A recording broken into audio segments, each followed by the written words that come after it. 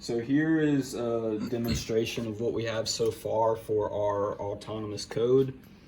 So essentially we have the tap phase, hoist up phase, and vertical drilling phases so far.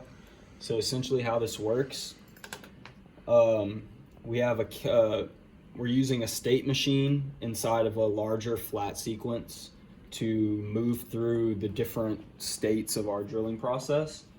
So starting with the tap, we have this case structure in here using local variables.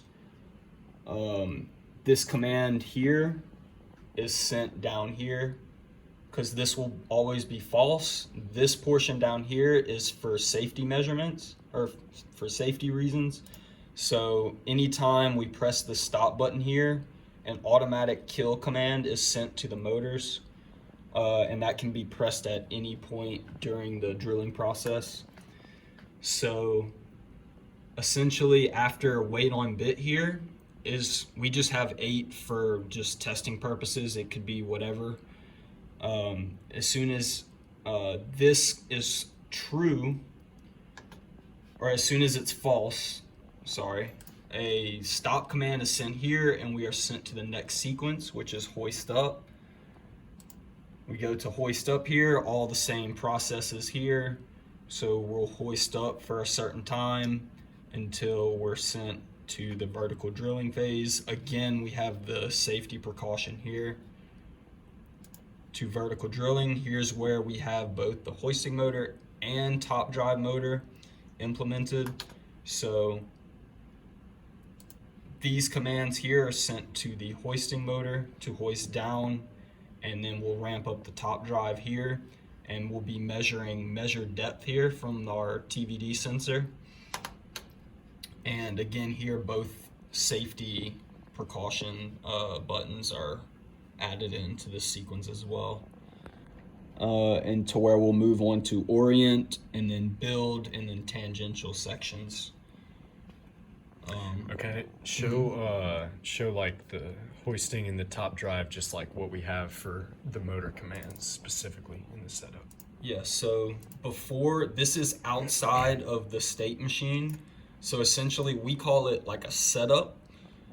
So we set up different acceleration rates and deceleration rates and jog speeds before we actually move into the state machine, because this will be constant, especially for the hoisting motor, throughout the whole drilling process.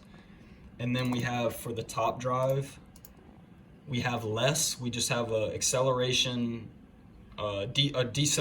rate, sorry, of very high because we want it to stop very quickly, and jog speed, which can all be adjusted to whatever we want.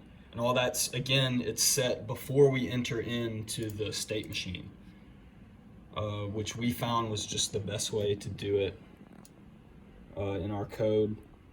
And then here we're sent to a Visa clear and close out commands to close out any buffered commands or in the queue.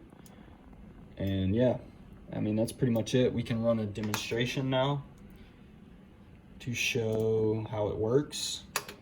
So I'm gonna hit play. So that's the hoisting motor that will be attached to the ball screw. This is going in a counterclockwise direction so that we're hoisting downwards.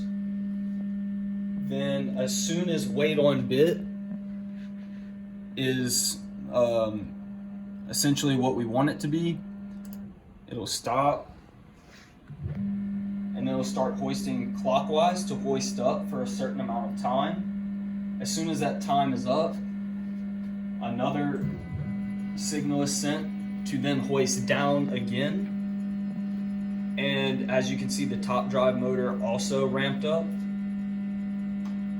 And we'll vertical drill down until we've reached the measured depth of our kickoff point, which is about 4 inches into the rock. We'll drill, and as soon as that's found, we'll stop again. And all this will be fully autonomous. Yeah, so that concludes like the the tap, the hoist up, and the vertical drilling portions of the drill. Yeah.